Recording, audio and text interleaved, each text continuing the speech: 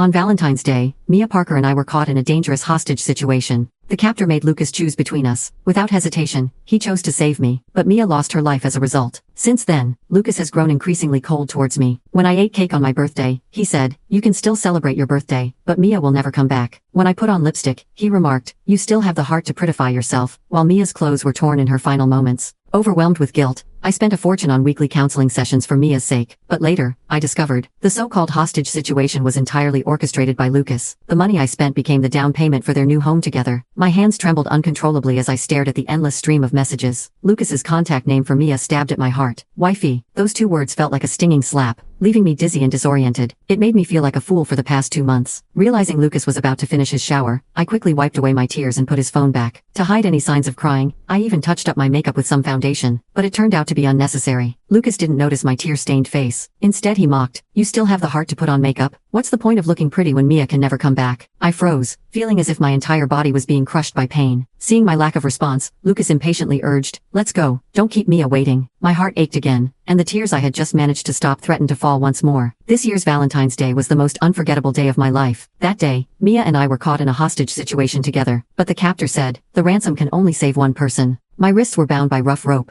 and my eyes were red from crying countless tears. Mia was terrified too, shaking uncontrollably. Lucas, without hesitation, called out my name. As Lucas's wife, I should have been happy about his unwavering decision, but later, the captor chose to end it all with Mia, both plunging into the sea. From then on, Mia's name became my nightmare. Lucas, guilt-ridden for failing to save Mia, grew increasingly distant towards me. He refused to sleep in the same room with me. "Seeing you reminds me of Mia. I'm sorry, but I just can't handle it." I couldn't even show a hint of relaxation in his presence. On my birthday, when I just wanted to eat some cake, Lucas publicly knocked over the cake and accused me. "How can you think about eating cake? Mia died because of you. How can you be so heartless?" But Mia's death wasn't my fault at all. I was a victim too. The cold wind stung my face as I secretly wiped away a tear. Lucas, being tall, took large strides and soon left me behind. "Can't you walk faster? Don't you want to spend this money?" Hearing his impatient tone, I swallowed the questions I wanted to ask several times. 2 months ago, on the 7th day after Mia's death, Lucas met a spiritual advisor somewhere. The advisor said, "Mia's life shouldn't have ended. Now, due to unfortunate circumstances, her soul is trapped. If no one prays for her, she might have trouble reincarnating." Hearing this, my heart sank. I secretly glanced at Lucas's reaction. As expected, he was moved. Lucas, who once told me in college that he was an atheist, believed the advisor's words. He unhesitatingly took out all his savings to pray for Mia, but because he was unemployed, he didn't have much money. The advisor had said, "For a soul that died unjustly like Mia's, you need to ensure weekly prayers for at least half a year, $1,000 each time." I didn't know how much money this half year would cost. "Mia's death is partly your responsibility too. You won't just stand by, will you?" Seeing my hesitation, Lucas complained, "Do you really want to see Mia unable to reincarnate? Arya, people have hearts of flesh. I can't believe you're so heartless." So, I sold all my jewelry. I used my entire monthly salary for the prayers, but Lucas was still unsatisfied. "This money is only enough for a few months. How can it last half a year?" I wasn't without temper. Mia's death wasn't my responsibility either. "Honey, we can't just think about this. We need to consider our future too, right? Besides, I really don't have any extra money now. Do you want me to sell our house?" Hearing my anger, Lucas softened his tone. He said gently, "Of course we can't sell this house." At that time, I really thought he was considering our future, but it wasn't until I saw his chat history with Mia that I realized his future didn't include me at all. This house we bought when we got married was in Lucas's name, so he didn't want to sell it. He planned to live there with Mia after getting rid of me. As for the money for Mia's prayers, he had his eye on the house my parents left me. "Didn't your parents leave you an old house?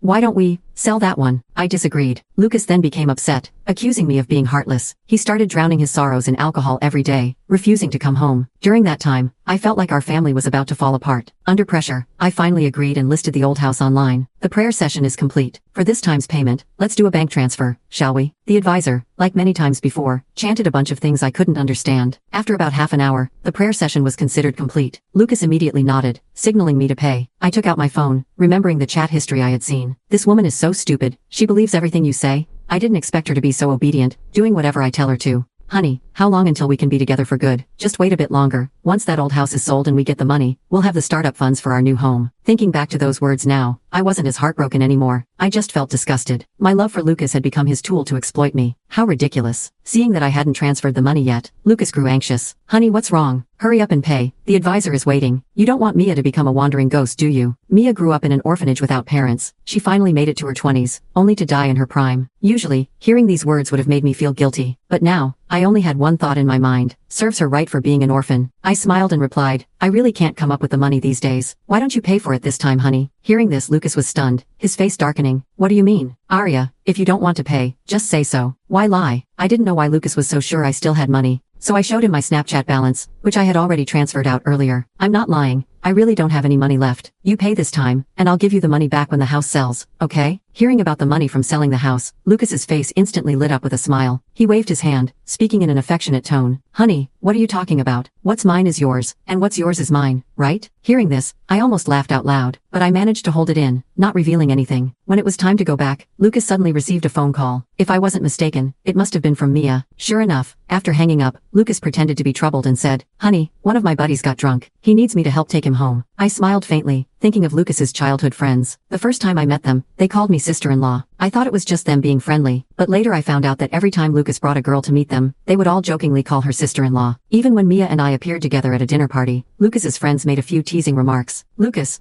which one should we call sister-in-law now? Haha. Thinking about it now, it really is true that birds of a feather flock together. The funny thing is, I actually thought Lucas was different from them. What about me then? I looked at Lucas, suddenly curious about how he would answer. This place was far from the city center, and it wasn't easy to get a taxi. Lucas clearly hadn't considered this problem and was taken aback for a moment. Why don't you wait here for a bit? I remember seeing a few cars when we came. The early spring wind in River City was strong, sometimes stinging the face like a slap. Right now, my face felt like it was burning. For a moment, I felt like I had never really known Lucas at all. Where was the Lucas who used to tie my shoelaces, bring me breakfast without being asked, and propose to me in public without caring about others' opinions? I tried hard to hide my emotions that were about to break down, my voice trembling slightly. Can't you give me a ride? The wind is too strong here. I'll get cold if I stand for too long. In the past, if he heard I was cold, Lucas would immediately take off his coat and give it to me. But now, he chose to remain silent. After a while, Lucas spoke with a hint of reluctance. But my buddy said he's in the next city district. It's not on the way. If a person doesn't love you, they can think of 1,000 reasons to refuse you. The car drove away, kicking up dust that got in my eyes, causing a few tears to fall. I stood in the wind for 2 hours until a private car passed by. The kind-hearted driver agreed to take me back to the city. The driver was speeding, and while waiting at a red light, I saw that familiar license plate through the window.